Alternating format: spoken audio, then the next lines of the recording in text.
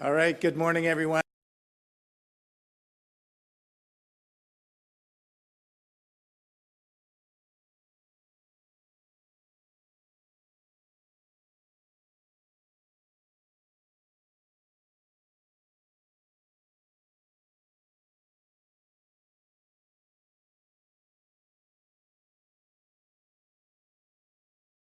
Stay a little.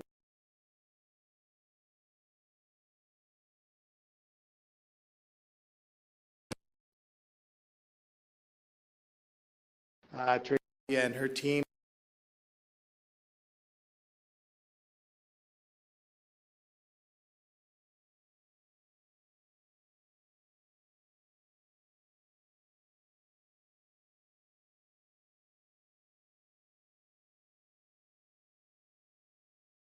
Of course, I'm one of the St. Mary's students who I'm looking at right now. You're working in my constituency office. St. Mary's has been terrific providing co-ops. Students have great experience in the constituency office. So I just want to say, go Monarchs.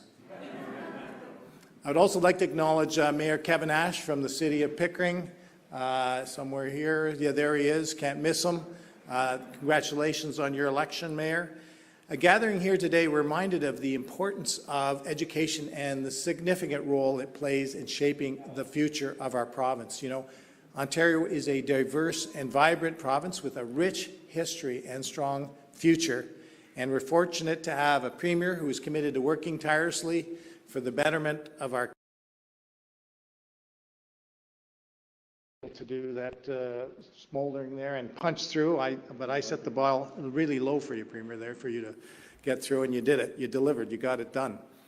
Standing with our Premier is Minister Lecce and Mr. McNaughton, who I know strive every day to bring a promising future to our students. And I really do want to acknowledge both of you gentlemen for the leadership you both play. Incredible leadership in the education sector. Mr. Lecce has been an absolute star reforming the curriculum, investing historic and unprecedented dollars into the system, leading the charge on childcare, delivering childcare, increasing the number of spaces. I just did an announcement, Stephen, 2 weeks ago at the French School, the Ronan.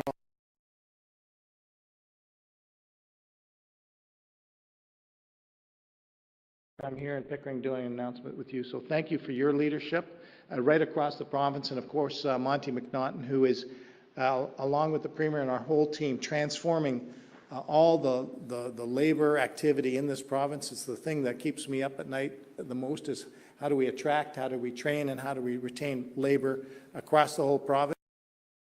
Teammates like that under the leadership of the Premier. And with that, I'm going to pass it to our Minister of Education, Stephen Lecce. Thank you very much.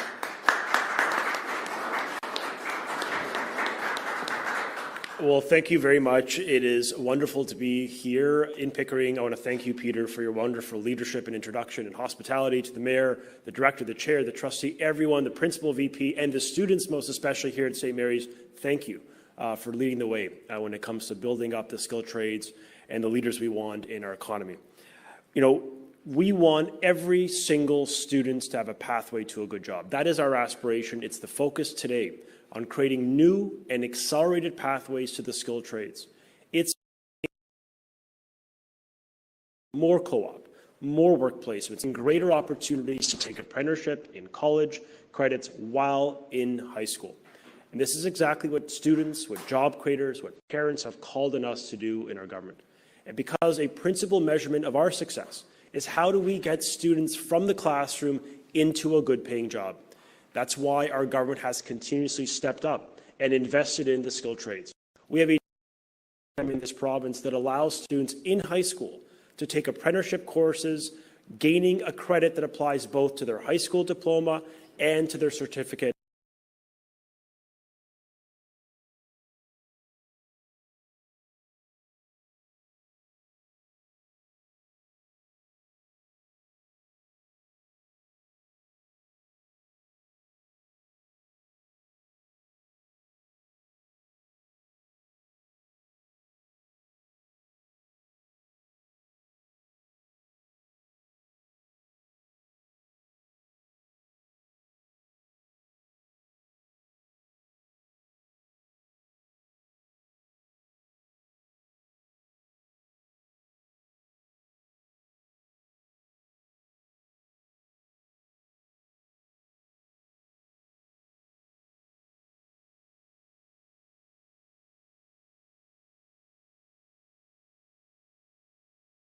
recognize that with us today, we have two incredible students who actually helped Peter, Monte, and the Premier and I with our welding, Shannon and Sinead. These are amazing champions at St. Mary's that are leading the way to encourage more girls into the skilled trades, and for that, we want to thank them. Now, for those who are more academically inclined, for those who are not, our schools are about ensuring everyone can succeed. And today's announcement signals to students and parents, those that are more inclined to use their tools or technology, that their sons and daughters have a fantastic roadmap to a job, yes, to home, and to a life of dignity and purpose. And we're doing it together across government, and we couldn't do it without the leadership of my friend, the Minister of Labour and Skills Development, Monte McNaughton. Thank you so much.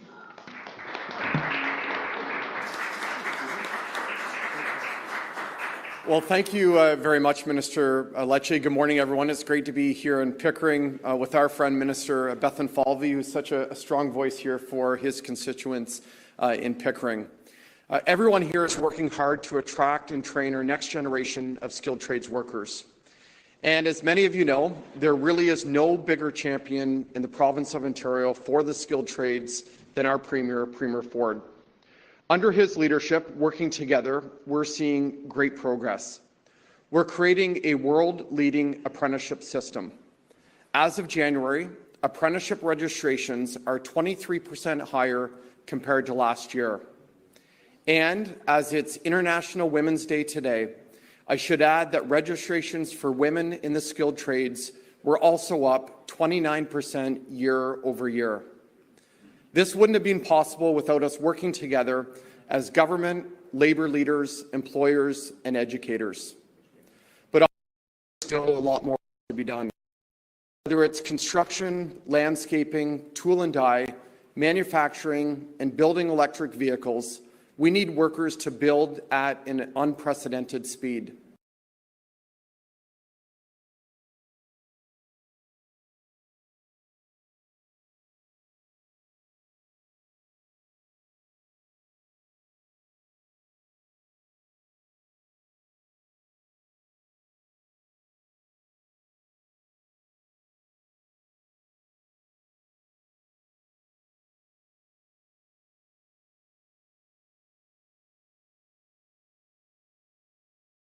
By the age of 21. But in Ontario, the average age of an apprentice is 29. We must make it easier for you in the trades. This fall, we'll be exploring students starting certain trades after grade 10. We'll be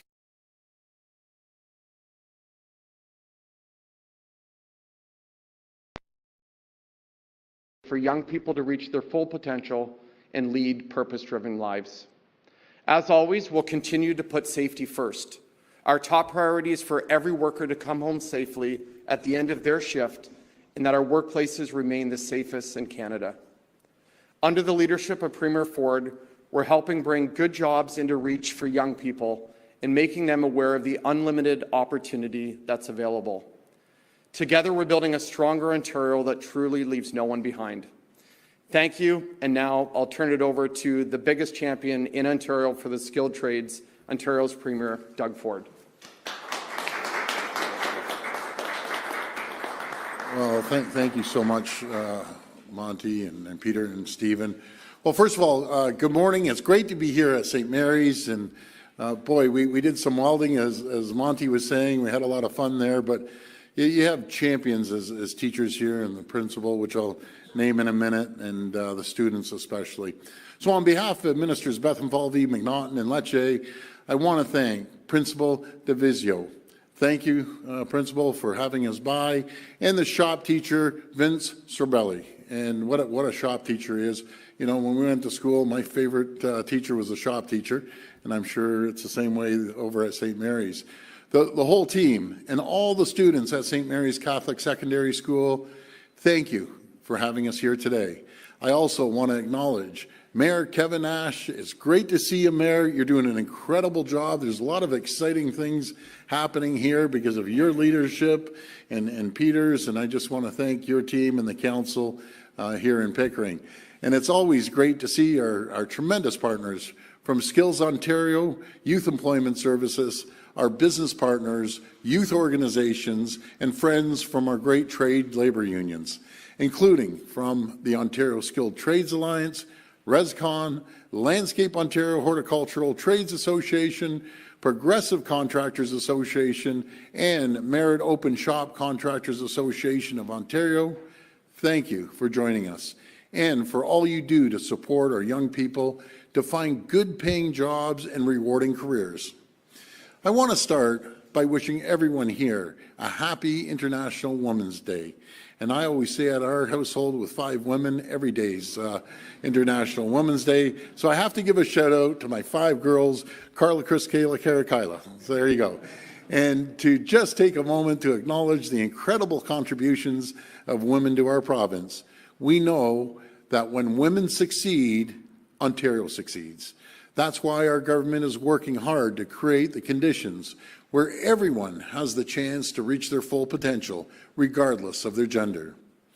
We're taking action to empower women, including investing in programs that help them overcome barriers to enter or re-enter the workforce, to start their own small businesses, or and it's great to see so many young women here today taking an interest in the skilled trades. So happy International Women's Day to all of you. My friends, there's no secret that Ontario is facing a historic labor shortage, with more than 380,000 jobs going unfilled every single day. And I always say we create the conditions and the environment for companies to come here and expand, and this is what happens. We have 380,000 jobs available. This is a really, really big challenge for us right now, but it's also an amazing opportunity. So by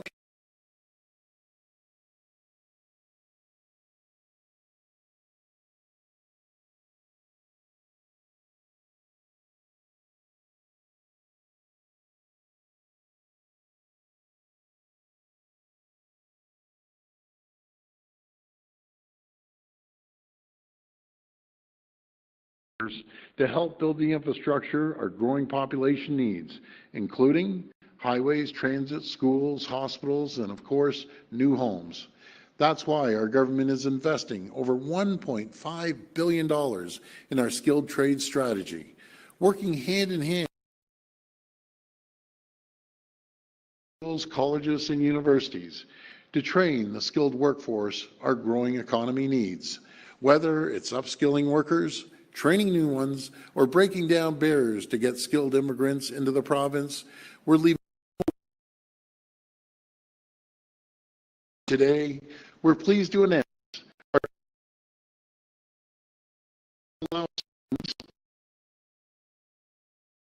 to a full-time skilled trades apprenticeship program.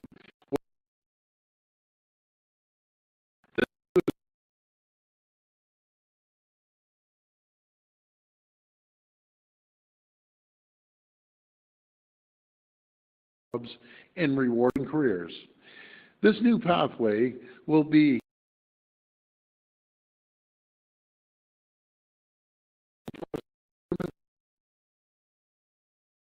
in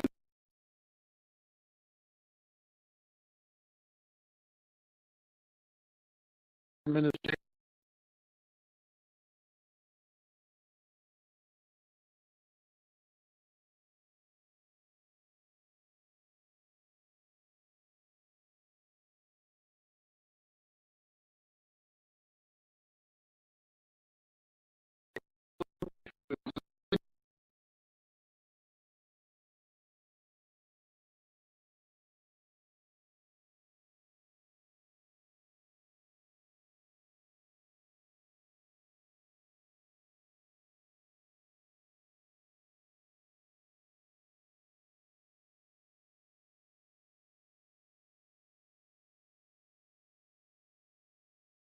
And stable jobs available to them, and will help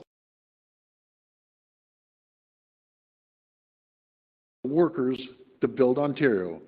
Thank you again for having me here today, and our minister. God bless.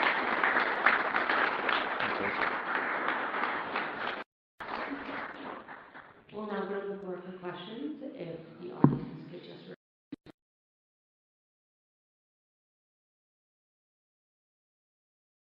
It will be one question and one follow-up, and if reporters could please identify yourself.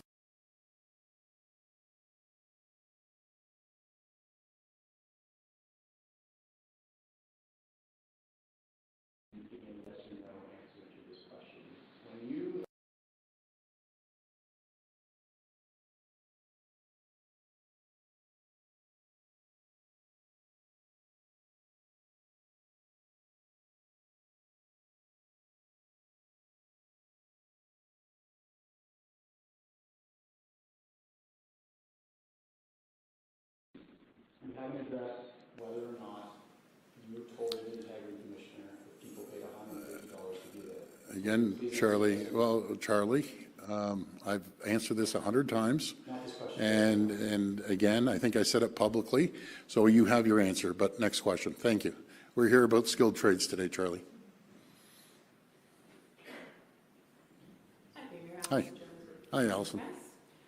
The appeal court struck down Bill 307, the third-party advertising rules. Why are you appealing instead of just crafting some new charter-compliant legislation like the court ordered? Well, again, we're going to appeal it and see what happens. Personally, totally disagree, but you know that's the court's decision. That's their right. We're gonna appeal. We've talked to constitutional lawyers, and they were actually floored. A lot of lawyers were floored on that decision, but that's the process, right? So we'll go through the appeal process. The Ontario Autism Coalition was at Queen's Park this week. They said, wouldn't we hasn't really meaningfully met with them since she became minister, nor has she held a press conference about the program. The ministry won't release the numbers of children receiving funding under the program.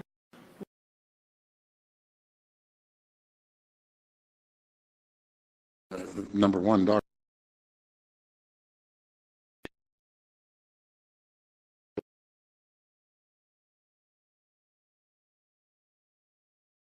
First took office about 4.5 years ago.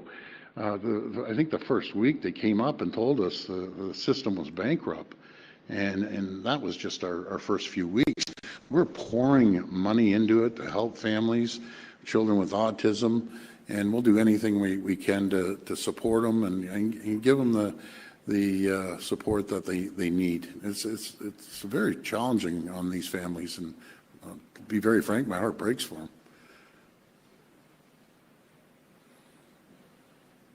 Hi, Premier. It's Chris Rochelle from the Toronto Star. Hi, Chris. I wanted to ask you about the Toronto mayor's race, and Yeah. you know, what do you feel about the quality of candidates so far? Well, I don't think, you know, we have to see everyone that's going to be going into the race, and I look forward to working with anyone. Whoever gets elected, we'll work with them. And I think a big issue is what I'm hearing out there is safety, safe communities, safe subways, safe transit. That's a big issue in Toronto right now, but you also have to be fiscally responsible.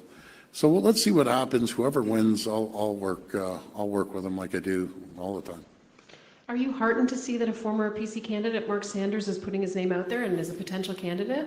Well, let's see if he's putting his name out there. Let's see if he's going to announce. I think the world of a lot of the candidates, but you know, Chief Saunders did a great job as police chief, and if he goes in, that's good. I think that's great. A good field of candidates is always healthy for the people to decide on, and let's see what happens. Hi, Premier. It's Cynthia Mulligan from City News. Hi, Cynthia. I haven't seen you in a while. Good to see you. It has been a while. Yeah. My first question is for my colleague, Nick, who has been doing a lot of work on the Eglinton Crosstown, even had FOIs. Yeah. There is no transparency from your government as to what the heck is going on with the Eglinton Crosstown. It's way behind schedule. There's no date as to when it will be completed, and there's no explanation as to what the problem is. And Nick's FOI found that people in Caroline Mulrooney's office wanted to give more explanation, but that was quashed. So why is there no transparency, and what is the problem with the Eglinton Crosstown? Well, first of all, thanks for that question, Cynthia. And as you know, we inherited quite a mess on the Eglinton Crosstown, but we've had time to move forward and get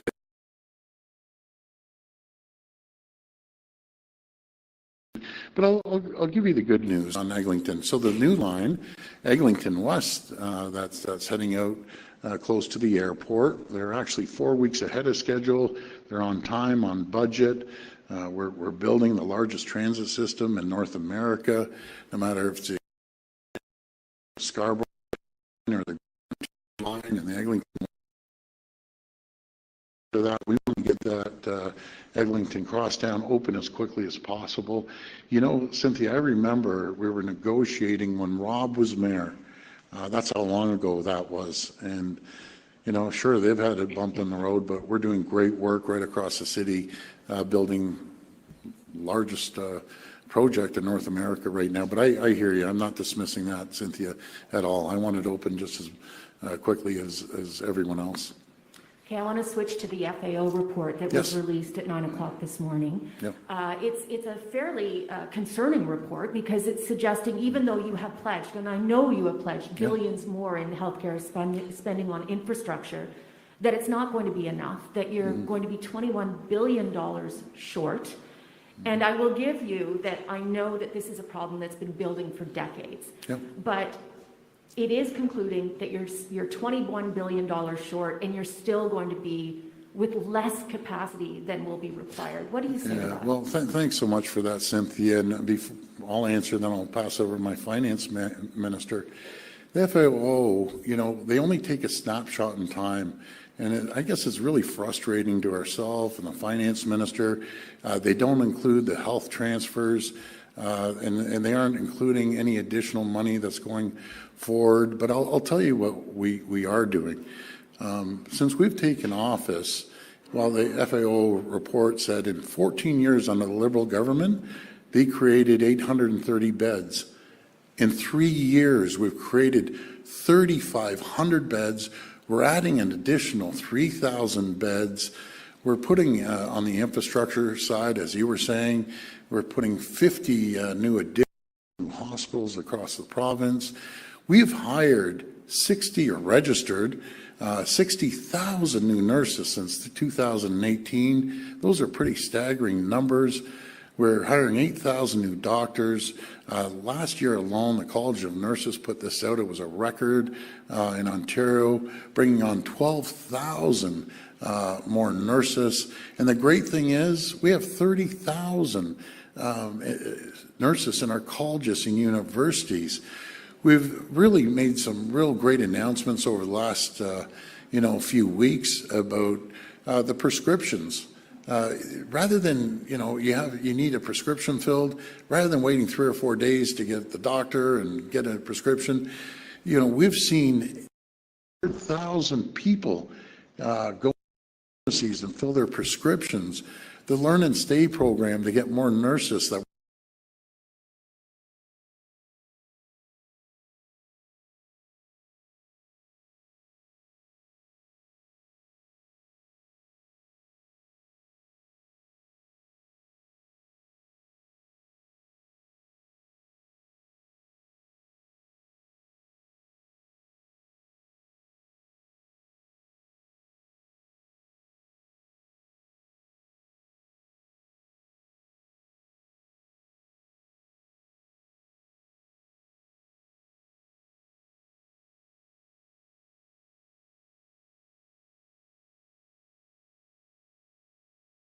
bonus last year. We gave the PSWs a $3 increase.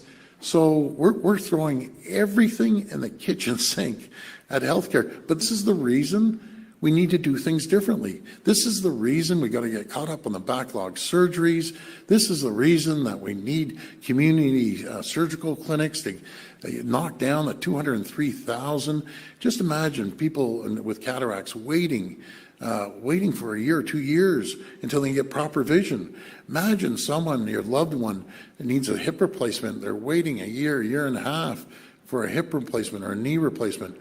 Our goal is, as we get everything moving forward in the years to come, to deliver knees, hips, cataracts, one of the quickest in the country. That's our goal, but I'll pass it over to the finance minister. Thanks for that question.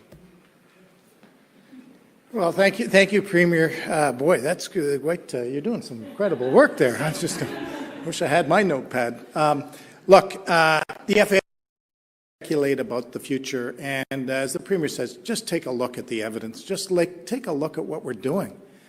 Unprecedented historic increases in health care to pay for everything that the Premier just said, because we did inherit a couple of decades of, as Cynthia mentioned, an infrastructure and a people deficit in our health care system.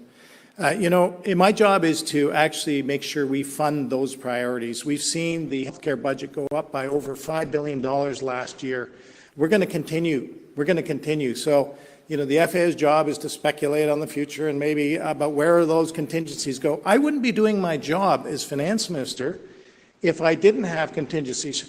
Premier, if I didn't have contingencies before the pandemic, when you said, I want to spare no expense, then I wouldn't be doing my job if I'd say, Premier, I don't have enough money. So we're making sure that the funding is there, because that's our top priority, not only the physical health care infrastructure, but the human health care resources that necessary, because where they're going to work. And I'll just end by saying, you talked about a bunch of things and getting it done. And Cynthia, we're here in Durham. We're redeveloping the Bowmanville Hospital. We're putting a new hospital up in Uxbridge. We put a long-term care facility right beside the Ajax Pickering Hospital. The Premier said, can we get one done? 320 beds. And we said, yeah. And he said, how long will it take? And the answer was 8 years to build it. We got it done because he said, I want it done faster than that. We got it done in 13 months. We got 320 modern long-term care beds right beside the Ajax Pickering Hospital. We put more mental health and addiction upgraded beds in the Ajax Pickering Hospital. So I would just say, as of right, if you're a doctor in BC and you want to work here, or you're a nurse in leading the way in Canada, and I just want to give a shout out again to the Premier on the Canada Health Transfer. Yeah, it's not as much as I would have liked for Canada from the transfer. We want a lot more, but we could talk about it for years. But at the end of the day, people want to get their cataract surgery. There's acute care that we have to fund. There is home and community care, something I'm very passionate about. Mental health and addiction care, mental health and addiction in the community. There's so much supportive housing. There's so much more we have to do.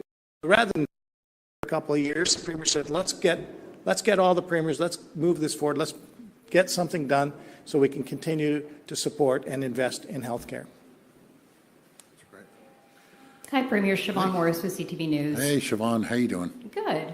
Similar question. The FAO did also flag that despite all the announcements your government has made, all those new nurses and PSWs online, the government's still going to be short some 33,000 people in order to make all the new healthcare investments work. How do you propose to fill that gap, or do you need to revise what you've promised to make everything work? Yeah, well, thanks for that, Siobhan. We have 30,000 students in colleges and universities ready to fill the positions. Foreign nurses that are coming in here with credentials are going to be coming on board. And also, as the minister mentioned, we're able to attract nurses from all over the country now, and I'm sure the other provinces are going to take our lead on that. But we're really going to make sure that we're going to fill the pipeline with as many students that want to become nurses and give back to the community and the healthcare situation. But this is the reason I kept saying over and over again, we can't do it alone. We need the federal government to support us. And again, I thank the government, the federal government, for the down payment. We look forward to continuing to work with them along with the other premiers. And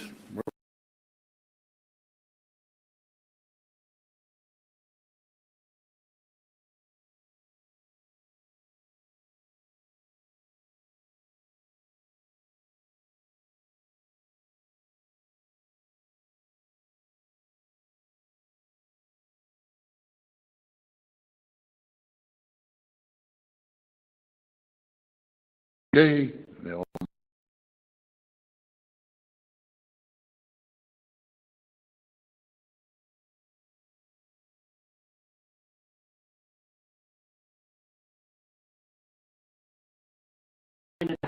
as being a down payment. Are you suggesting that you're going to be able to squeeze more money out of the feds over the life of that 10-year agreement? Well, I think we're going to work with them on so many different projects, and they've been really, really good partners.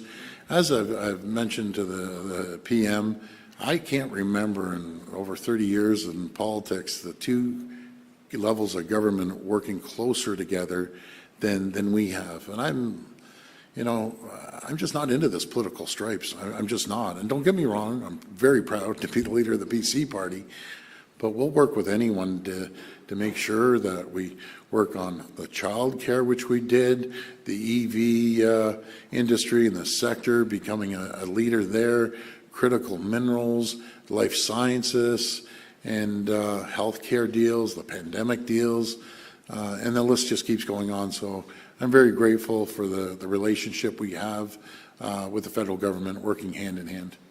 This will be the last question. Senator Ford, Martin Traynor, CBC News. Sticking with healthcare. You've mentioned how much you're putting into healthcare, but in 2018 you promised an end to hallway medicine. The FAO report shows that for the most recent year, there were more patients in hospital hallways than ever. So with all these investments, when will that end? Yeah, good point. We went through, obviously, a worldwide crisis with the pandemic for well in excess of over 2 years. It really put pressure on the system. But we feel that we're moving in the right direction. And in every decision that we make, we always consult with the healthcare experts. But we're going to make sure we run the most efficient healthcare system anywhere in North America by doing things differently, by investing into HHR, investing into brand new hospitals, investing into another 3,000 beds over and on top of the 3,500 beds that we have. And I think that will alleviate a lot of the problems. But a great question, because I believe in continuous improvement. You never sit back. You constantly look at new ways of delivering services and funding it. But there's no government in the history of this province has put more funding into healthcare than we have. But thank you for that question there. Right, and just to follow up here. Yeah, sure. So all this skills training is great for 2026, yes. But daycare operators are telling us now that there's an incredible difficulty in hiring staff. With all this shortage of early daycare childhood educators, how will that affect your ability to deliver a 10-day? Yeah, so that's a great question for Minister Lecce, which I'm going to ask to come up here, and then Mr. McNaughton on the training side, because it's really important. We made this deal with the federal government, and I think we're moving forward on it in a fairly good way. But I'll hand it over to Minister Lecce. Well, thank you for the question. I think, first of all, we are proud that as of this January 1st, that our government delivered a 50% reduction in childcare for working parents in this province. I mean, we're talking about $8,000 to $12,000 per child per year. That's a monumental step forward in affordability. And many parents have said to us, particularly women, who were excluded from the economy because it was so expensive to raise a child in the first place.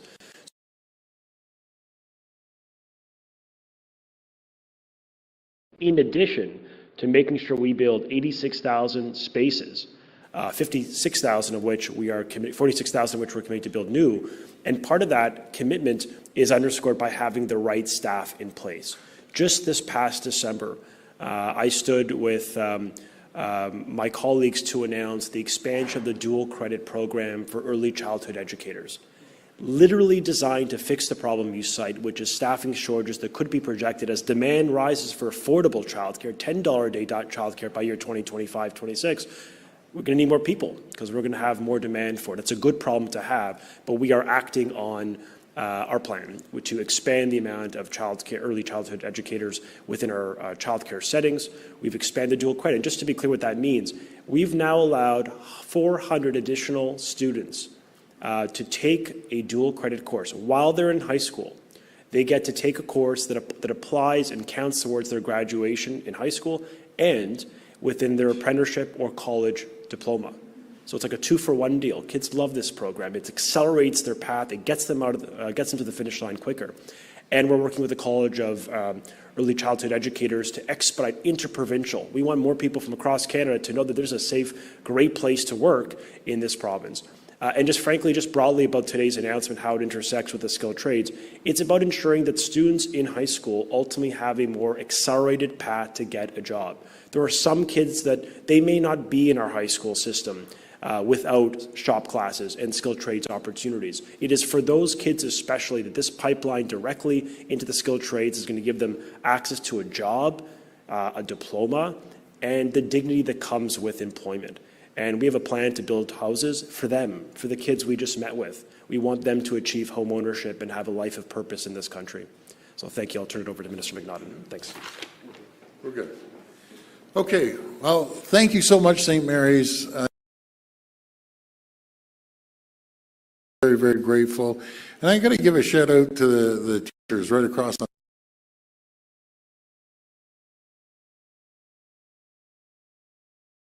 So again, God bless and